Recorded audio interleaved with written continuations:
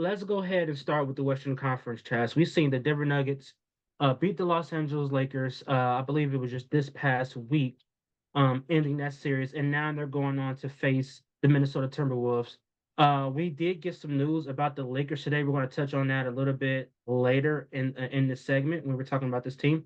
But first, Chaz, what are your thoughts overall on that series?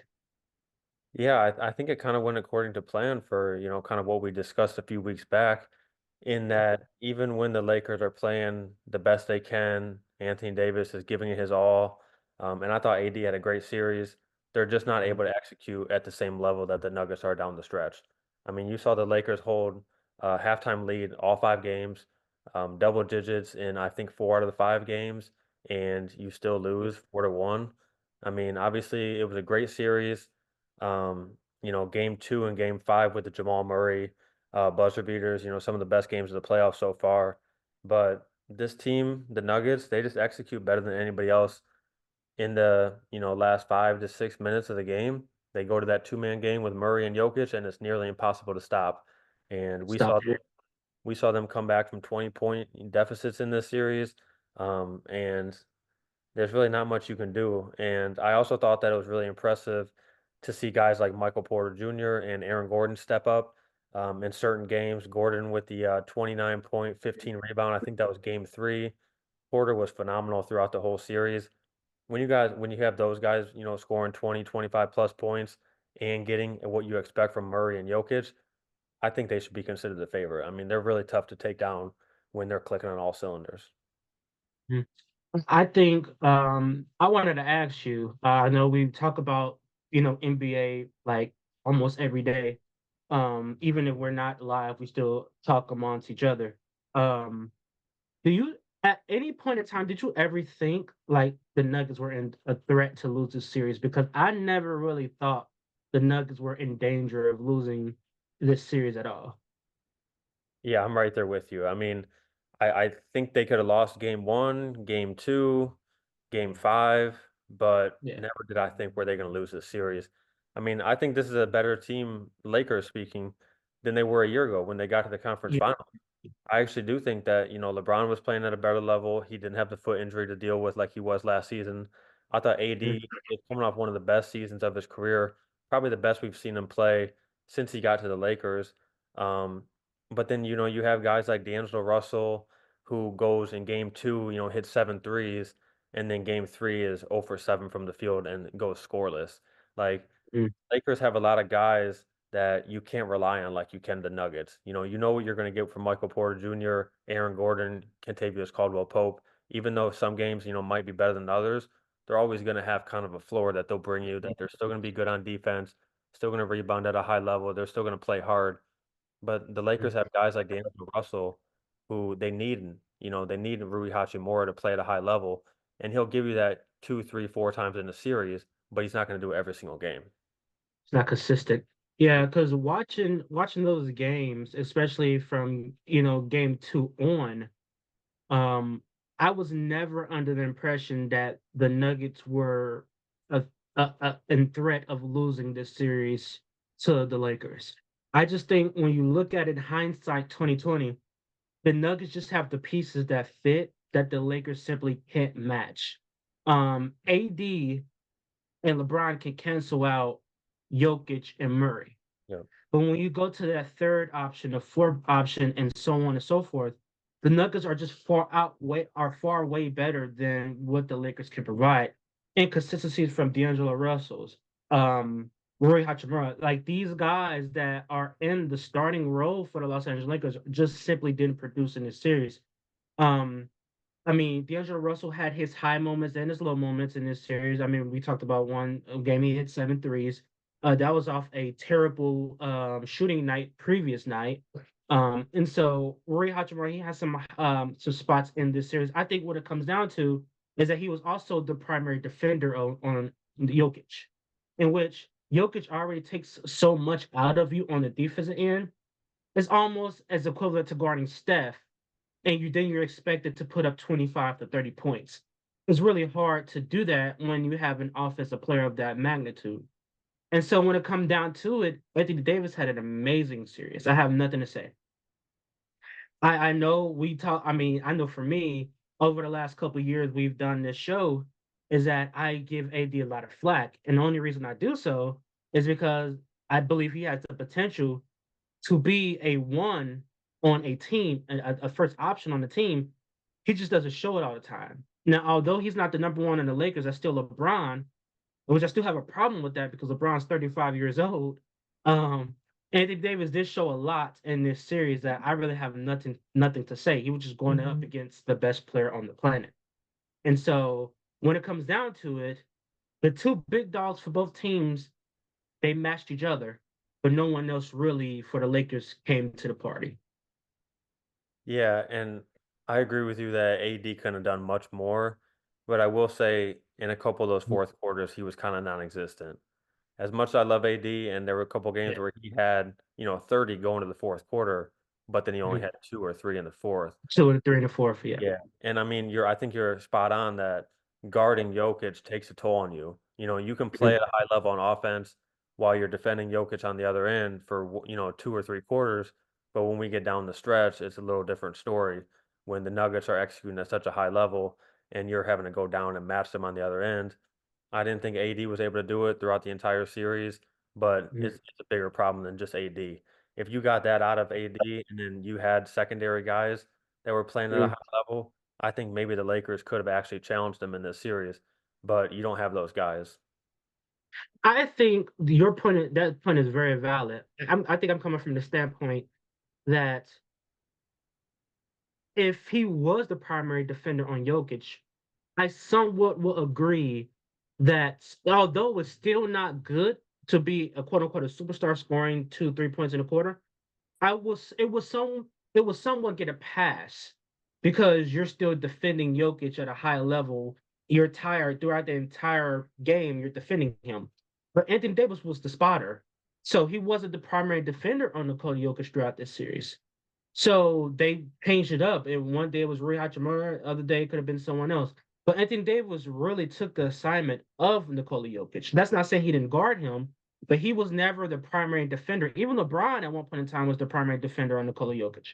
So I think that point, your point becomes even more enhanced if you say, you know what, he didn't score. He had 30 points. He didn't score that much in the fourth, but he was also guarding Jokic all 12 minutes, or he was the primary defender on Jokic the entire game. It brings your point up more when you was like, you will know what? He wasn't even the primary defender on him, and he still only scored 3 points, in a quarter. You know what I'm saying? So Yeah. like that, it just buffers your point even more that although he had an amazing series, some of those fourth quarters were suspect. Yeah, so where do these teams go from now? I mean, the Nuggets, I think we both agree that they are a championship contender. They're going to face Yeah, the Timberwolves in round two. I think whoever yeah. comes out of that series has a real good argument to be the favorite Should out of the West. yeah. On the other Mhm. end, the Lakers, they fired Darvin Ham. I think he went 90 and 74 in 2 years. Obviously, they were in the play-in both years. Last year, they get to the conference finals before they lose to the Nuggets. This year, they find them in the first round, losing five. Do you agree with Yeah. the decision to fire Ham and I'll say to fire the entire coaching staff? Or do you think you would have brought him back for a third season? I first of all, this move is not made without LeBron say so. Let's just call it what it is. This move is not made without LeBron saying, you know what, I think it's a decision that we can do, and we can let him go. And so nothing happens without his consent for that. I do think it was time for him to go, but I don't. It wasn't his fault necessarily. I don't. I don't think he could have I don't think he could have been successful in Los Angeles, no matter what. Because if he lose, he's going to get blamed for it. If he wins, it's LeBron. And so I don't. I think it was a lose lose for him. Um, I don't think he's a terrible coach. I also don't think he's a great one. Um, I think he has X's and O schemes that he needs to severely work on that I don't think he knows how to accurately draw up a play that will succeed and work. I've seen him multiple times. I mean, there's a viral TikTok going around of this man in the huddle, And I mean, the team is all ears, and this man doesn't even know what to write on the clipboard and on the he does I mean, shit, like he doesn't know what to put. He's confused just like everybody else. Like, what are you doing? And so those some of those incidents, like when you're coaching someone in the magnitude of LeBron, you can't afford to make those type of errors and mistakes. When you're coaching someone younger, coaching a team that's younger that hasn't been that experienced or well equipped, you might could get away with something. The only reason they got into a spotlight like that is because you're the coach for the Los Angeles Lakers Right. and you're a coach of LeBron. And so I do think he was treated unfairly, but I understood why the Lakers did it. Yeah, I mean, that can be easy to have your first head coaching job be the Lakers on a Yeah, team with LeBron and, legitimate title contention, yeah, aspirations. But I don't know. I agree with you that he's probably, more of a middle of the pack coach. He's not obviously not one of the best in the league. I wouldn't put him yeah. near the bottom either. I think he's done a pretty good job with the Lakers, and he'll probably get another opportunity elsewhere at some point. But it just didn't seem like it was gonna get it done in LA. But I Mm. will say that I also feel like Rob Pelinka has to take some of the blame. The team I feel like is better put together than they were, say, 2 years ago when Yeah. we're coming off the Russell Westbrook deal, and there wasn't really much else besides those top 3 guys. They've done a pretty good job, to kind of rework the roster over the last 2 years, but it's still not at a level of, say the Nuggets or even the Timberwolves, I don't think. So I put some blame on Darvin Ham, but I can't give it to all of him. I just think it was probably time to move on. I just don't know. I mean, you asked the question, where do the Lakers go from here? I just don't know a scenario where I see the Lakers winning a title. Yeah. I don't know. I don't know what you do. I mean, I'm already on the record saying I think LeBron is done winning championships. So we're going to get into that discussion a little later. But I don't see a scenario where the Lakers all of a sudden go out and could get a massive star and pair with Anthony Davis or LeBron, and that be a championship team. Who do you go after? Who's on the market in the next year or two? I know Kevin Durant's contract potentially could be coming up. He might axe out. That's a whole another different story with Kevin Durant. We hear everything involving Steph, and could he potentially? Steph isn't going anywhere. I think we both know that. He's a warrior for life. I mean, Klay Thompson. Can Klay Thompson be with the Los Angeles Lakers next year? They could use a shooter. He and LeBron side by side would be Ray Allen and LeBron-esque. Like, and so it is. There's certain moves that the Lakers can potentially make. I don't think any of them will get them over the hump to get me to say, what, that team is better than Denver Nuggets, or that team is better than the up and coming Timberwolves team. Like, I don't think they can make that type of move unless you just put all your chips on the table and say, you know what, let's go after a Kevin Durant, and see if we can pair him with LeBron. Let's go after one of those major superstars and see if we can get him and LeBron to pair with each other in Los Angeles. I do believe LeBron opts out of his contract with the Lakers. However, I don't believe he leaves. Yeah, I agree. I think if he does opt out, it's probably more for leverage and in Yeah, hopes that he ends up getting, like a 2 or 3 year deal. yeah, So, there's a lot to discuss, and we'll cover that throughout the offseason for the Lakers. You want to go ahead and move on to the Timberwolves versus Sun series? absolutely. So that series ended like I thought it would, honestly. Quick. I mean, yeah, no, I didn't think it was going to be a sweep, but I also thought that the Timberwolves will take care of it. Maybe I think I predicted 5 or 6, one of them. So either a gentleman sweep or a semi-gentleman sweep. Maybe they get 2 games. I thought you at least get a game because it's Kevin Durant and it's Devin Booker and it's this dynamic scoring duo. And we know we sung the praise of them. This might be the best scoring backcourt, well, trio in NBA history with Bill Durant and Booker, and it didn't come to for fruition here. What were your thoughts on that series? Yeah, obviously I get to, see the Timberwolves up close throughout the season, covering them part-time. I was able to get to game 2 of this series, and I was really blown away by the Timberwolves. I mean, on both ends of the floor, playing at an extremely high level on defense, top-ranked defense in the NBA throughout the regular season. But I thought the difference in this series was their offense. I mean, Anthony Edwards continues to take a leap. He's top 5 in scoring throughout the playoffs. Cat has seemed to come back from the injury and has fallen into his role perfectly. He's not trying to do too much in a lot of these games. He's spotting up on the wing. When he does have his chance to ISO, he's taking that, but then he's also playing really hard, crashing the boards at a high level. Guys like Mike Conley, Jaden McDaniels, when they're playing well, this team is really hard to beat. I mean, in game two, McDaniels had 25. Conley had a couple of the games where he had, over 15 points, and it kind of everybody was playing at a high level. Obviously, Rudy Gobert holding down the paint. I mean, I think this is a team that has a chance to contend with the Nuggets. I mean, it's going to be hard to take down, the defending champion Denver Nuggets in the second round. But after seeing what I saw in Phoenix against Phoenix in that first round, I think this Timberwolves team has a legitimate chance to win it all. Yeah. I mean, we're going to get into picks, and we might get into it a little bit later because I know that series starts tomorrow. So, Yeah. as a matter of fact, we can actually get into that pick after this, since we're already discussing that. But I want to say something real quick, from about Karl Anthony Towns, is that I gained more respect from him because it's not easy to it's not easy. We see this problem a little bit with the Phoenix Suns. It's like a give and take situation. It's like who's the dog, who's the guy, who is the man.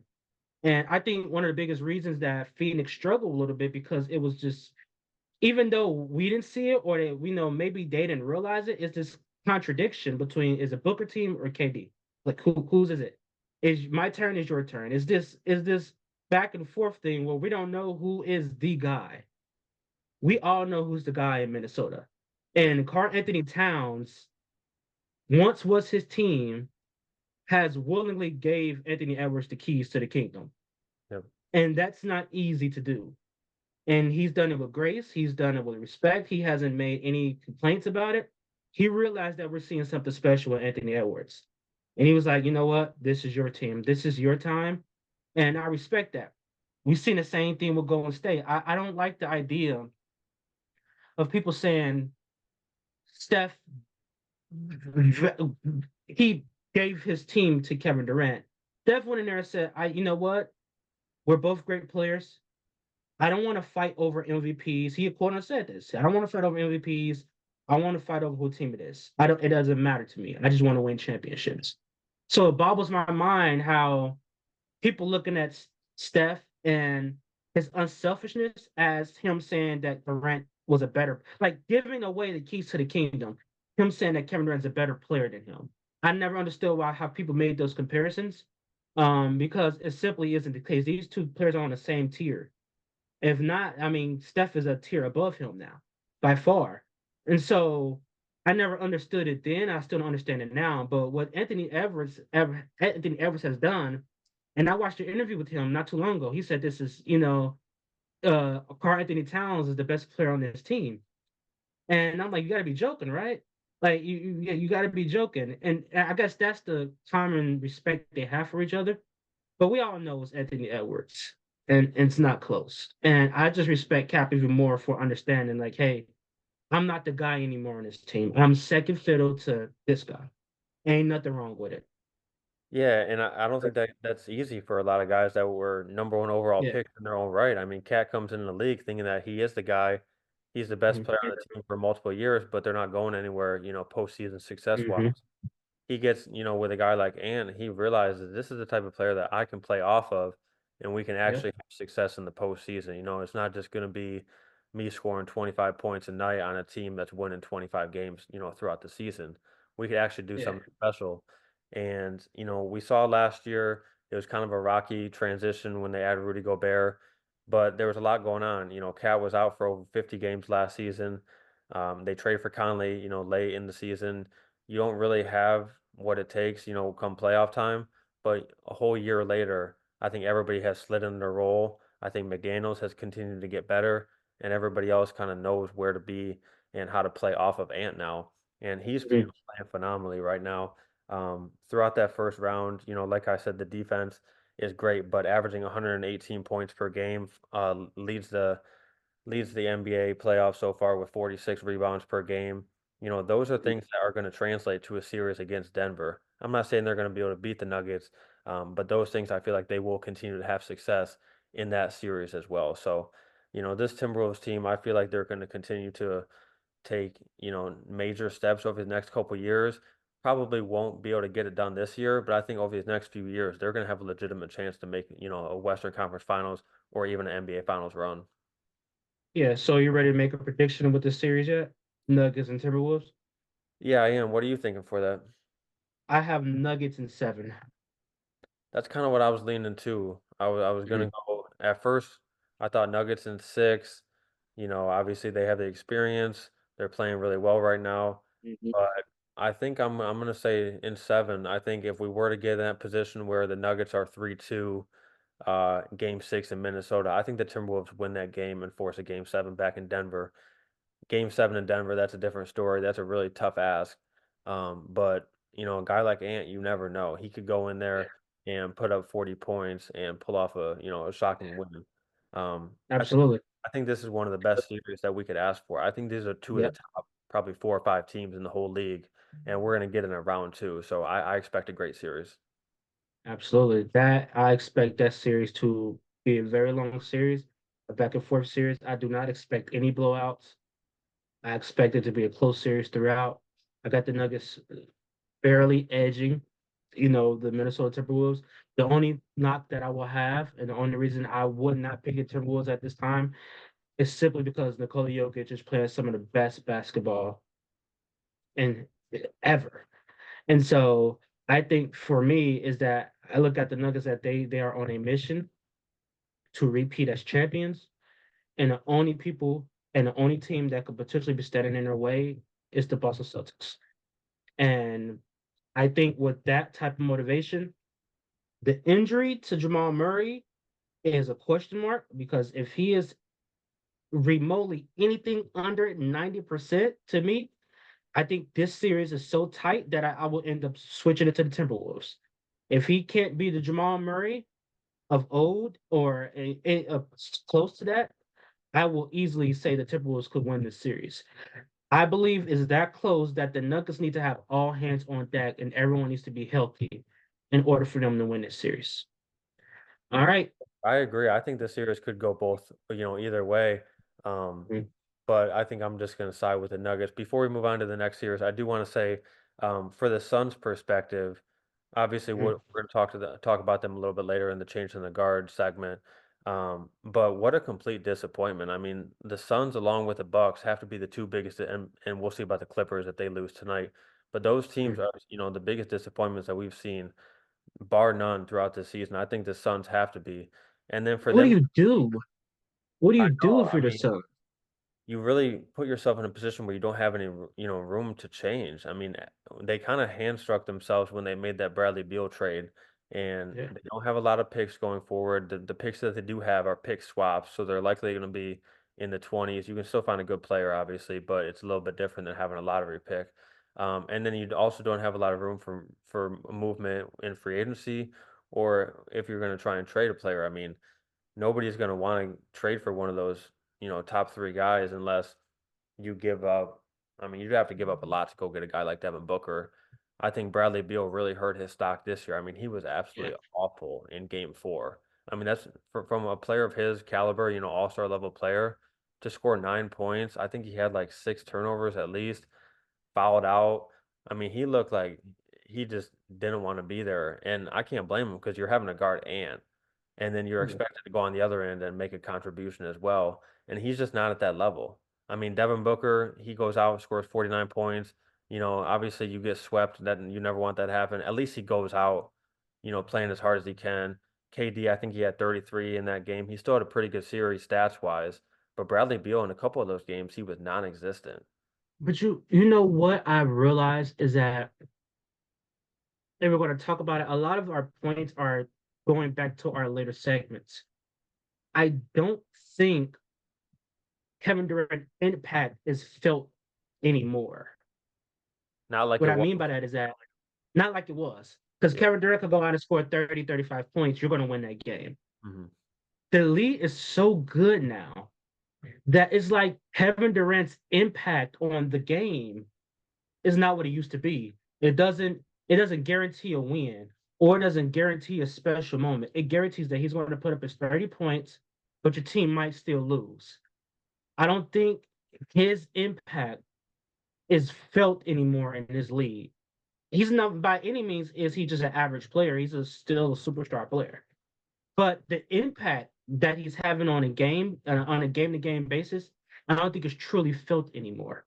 So what do you do in that particular situation where your team is simply not good enough? Your team is good enough offensively, but overall your team is simply not good enough to stack up in the Western Conference. The same thing the Lakers are going through, same thing that the Warriors are going through, same thing all three of these teams with these generational players are going through the same thing. What do you do? Yeah, and I think your point about having the team is the reason. I mean, Mhm. a guy like KD and Booker, they'll go out there and score 60, 65 points combined. That's not enough to win anymore. You have Not to anymore. have guys, secondary guys that are going to contribute, that are going to play at a high level on both ends of the floor. When you Mhm. make a trade for Bradley Beal, you're pretty much saying we're going to be able to outscore them. And it Yeah. doesn't matter about defense. It doesn't matter about rebounding. It doesn't matter about playmaking. And that's not the Hmm. case. We've seen teams that win are teams like the Nuggets, teams like the Celtics, where even though, yeah, they have the star players, they also have a lot of reserves, a lot of role Yeah. players, a lot of guys that slide in next to their stars and play complementary basketball. I think that's where we are right now in the NBA. You can't go get two top 5 guys, two top 10 guys and just say, okay, we're going to roll the balls out there and we're going to go No. win a championship. That's not how it is anymore. And I like it Mm. that way. And I think Yeah. I think they made a huge mistake by going to trade for Bradley Beal. I think they would have been much better off going to get a guy that's the fifth or sixth best player on the team, but is going to be able to play a lot more complementary basketball next to Booker and KD. And Beal is not that guy. Right. I agree. I think having Kevin Durant and Booker would have been the set stone of the two pieces that you need and just build around him. I don't think getting another scorer was the thing that they needed at that particular time. Yeah. And it's rare even more now that they're at home. And Mhm. so there's going to be so much that we're going to be talking about with this Phoenix Suns team and the future of these stars coming up in later segments and throughout the summer and into next year. But there is another series that's going on, and it's a game six that's going on tonight. The Dallas Mavericks and the Los Angeles Clippers are facing off. What an embarrassment in game five from the Los Angeles Clippers. Yeah. I mean, what what was that? Speechless. Like I turned it off in the third quarter. I didn't even know how bad it got till I turned it on to ESPN and say, "Oh wow!" Yeah. Like so, Kawhi Leonard, who is, in my estimation, a top 30 player in the history of this game, has to be one of the most un. I don't under you. He's not marketable. He doesn't say much. He doesn't ooze confidence in his teammates. He doesn't play often, but he's getting his bag though. So I'm trying to figure out why Kawhi Leonard is on this team. I'm really trying to. I know you're going into a new stadium, a new arena next year. You're going to need to draw in a crowd and Intuit Dome. That's what it's called. And you're going to need stars to fill up the arena. But if he's playing in 50% of the games, if that, what type of star is that if he's not even playing in half of the games? I can't tell you the last time that Kawhi has played a 60 game, 55, 60 game season. Like, I can't tell you off the top of my head when the last time he's played that many games. So if he's not, if they move on, which they won't this round, like, when will he play again? Like, you have James Harden, who's over the hill. I'm sorry, he's over the hill. You got Russell Westbrook, who's been balling out as a Clipper. It's not his fault. You got Playoff P, who gave himself that nickname, by the way. No one else gave it to him. He gave him his own. He gave him that name. No one's called him that but him. He was atrocious. And then you got Kawhi Leonard that's not even playing. So what do you do with the Clippers? I mean, we both expect Dallas to win this series. I expect Dallas to end it tonight, but we both expect Dallas to advance in this series. How do you see that? I mean, obviously, we think Dallas will win, but what do you think is going on with the Clippers? Yeah, I mean, it kind of sucks because I think we saw, throughout his time with the Clippers and even this season, I think in December and January, when Kawhi is right, he's still one of the 10 best players in the league, or Yeah, at least, in that conversation to be. a Still, league MVP candidate. yeah, he truly is. I mean, there was a 2-month stretch there where he was in that conversation. And this year he did play 68 games. I think it was the most since he came to the Clippers. To the Clippers, okay. Yeah. Yeah, and I mean that's a good sign, but then at the end of the season, come playoff time, it's the same result. Mm, Some games he's there, some games he's not. I haven't heard about tonight. I don't think he's going to be able to play. Um, but I will say that in a couple of their wins, they were without Kawhi. I mean, mhm. one, he sat. I thought they came out with great energy. They jumped on the Mavericks. Dallas only scored 8 points in that second quarter. Clippers jump out to a 1-0 lead. And then Kawhi is back for game two and game three, which are both losses. And I think it was really telling in that game three loss when Kawhi had a nice baseline dunk.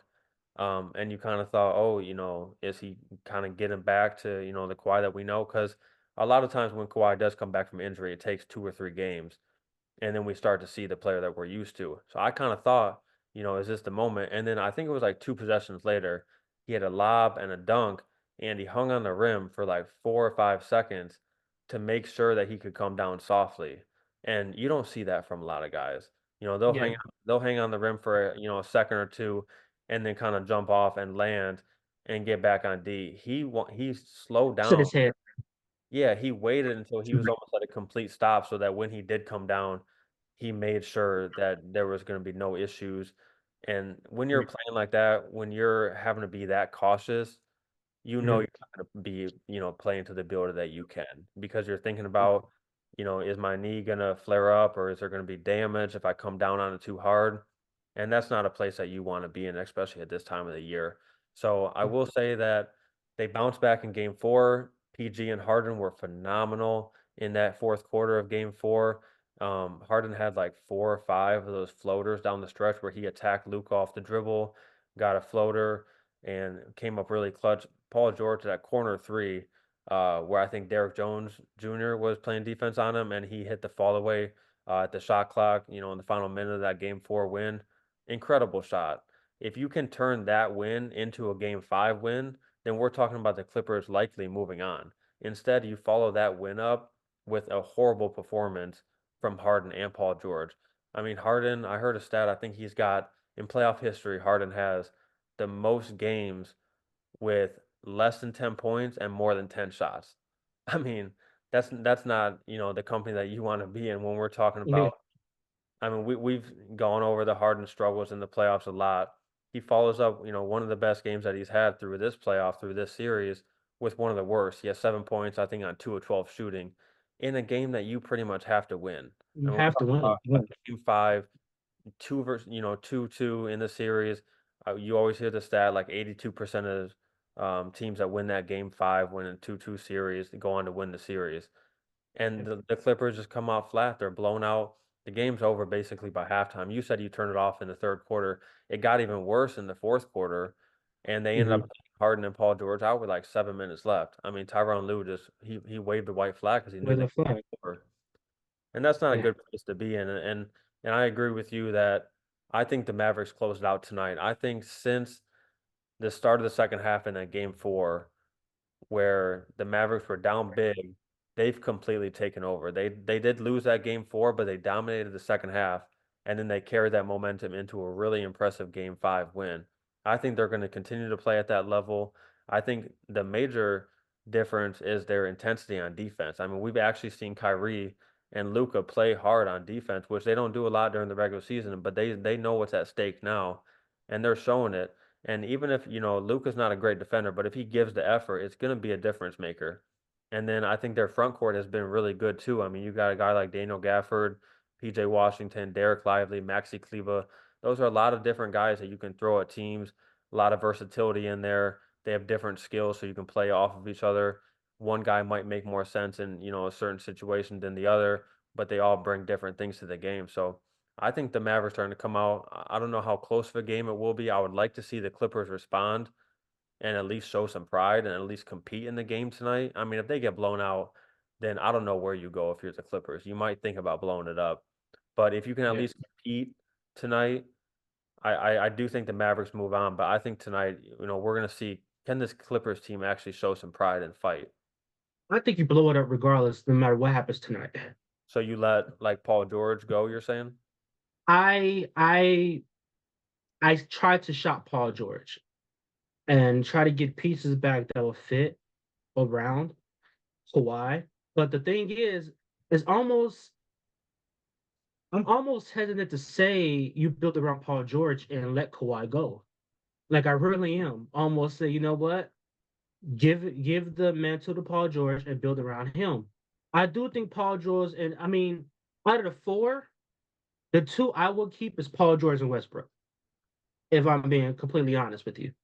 And I will build around that. If I was ownership, I will keep Paul George and I will keep Westbrook, and I will try to build around them two going into my new arena.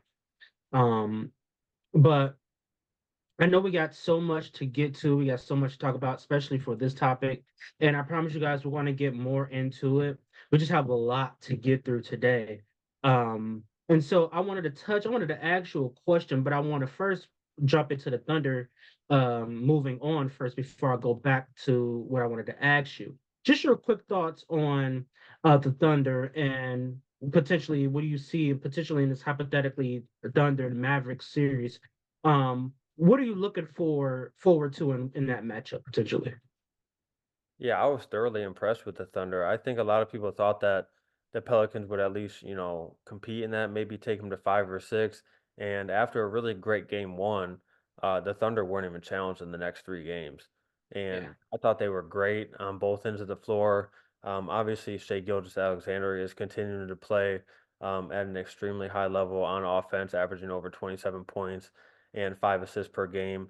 He's also great on defense, as are their other good players like Jalen Williams, Chet Holmgren. This is a really deep team that has a lot of young guys. As we saw, the youngest team to ever be the top seed in the Western Conference. So I will say it's hard to make that run in the playoffs when you haven't been there before. And I think that's something that we're going to talk about with this Thunder team going forward. Can they be ahead of schedule? Can they win? Can they go on a deep run? Can they compete for a championship before everybody's expecting them to? I think most people would look at this team and say, 2026, it might be when you're starting to talk about, is this team really going to be able to win it all? We're kind of ahead of schedule, but every once in a while we see a team win ahead of schedule. Even like the Warriors, they did go through their Yep. lumps when they lost to the Spurs and they lost to the Clippers, I think in 2013 and 14. But in 15, they won it all, and most people weren't expecting them to that year. Didn't know how to win. Yeah, and they kind of surprised you, and they pop out of nowhere, or not out of nowhere, because we saw the Warriors building for a couple years, but people didn't expect that they were going to win it all that year, and they were able to. So maybe we see that with the Thunder. I think they're probably still a year away, but I think they got a great chance to beat the Mavericks. What do you think? I wanted to ask you. I actually think that the Mavericks probably get them done in about 5, 6, potentially 6 games. Oh, I would think it'd probably be a relatively short series. Maybe a gentleman's sweep. But I wouldn't be surprised also if it goes 6 or 7. But I'm expecting the Mavs to try to potentially make quick work of them. But I'm still thoroughly impressed with the Thunder. yeah. They are ahead of schedule. The non-playoff experience hasn't shown in the first round because it's the first round. I think as you get deeper into the playoffs, you're moving on to the second round. You're going to see really how poised they are, especially with a proven champion like Kyrie that's been there and done that before. Luka hasn't done it to that magnitude, but they do have a champion on that roster. I do expect them to win this series, and I would say about 5 or 6 games. I wanted to go back for a quick second though, and I guess so we were talking about the Mavericks and the Timberwolves. Mhm. Who do you think has the better chance of beating Denver? if you were to ask me right now, I would say the Timberwolves have a better chance to beat Denver than the Mavericks. What would you say? Yeah, I'm right there with you. I do think that we are going to get the four best teams in the West in the second round, but I think the two best are going to face each other in the Nuggets and the Timberwolves. Mhm. Gotcha. Okay, 'cause I think I kind of figured that you were going that route, but I know as we were talking earlier before the playoffs, I know I said I think the Mavericks are the biggest threat. But obviously we couldn't. I mean, I didn't expect to see this from the Timberwolves, and I didn't expect to see this emergence of a superstar Anthony Edwards is becoming. And so with that, on top of how they've been playing, I do think they're the biggest threat to knocking off the Denver Nuggets. You ready for this? I think they're a bigger threat than the Boston Celtics. I think whoever wins this series wins the championship. Yeah. I think whoever wins the series wins the championship. I think the Timberwolves are a bigger threat to Denver than the Celtics will be. I think this series will go potentially. I think it's going 7 games. I think Denver will make work of Boston in 6 if they get to the finals. Yeah, I'm not mad at that take. Like I said, I think the Timberwolves are probably the fourth best team in the league at worst, and I think they got a real chance to go against and upset the Nuggets. And if they were to do that, I think they would have a pretty good shot to take down the Celtics too. Now, I don't want to get ahead Right. of myself. Like I said earlier, I am taking the Nuggets, and I do think that they should be considered the favorite. But we are talking about a Timberwolves team that matches up pretty well and has a guy like Anthony Edwards who's not going to be afraid of anything and is going to lead that team as far as they can go.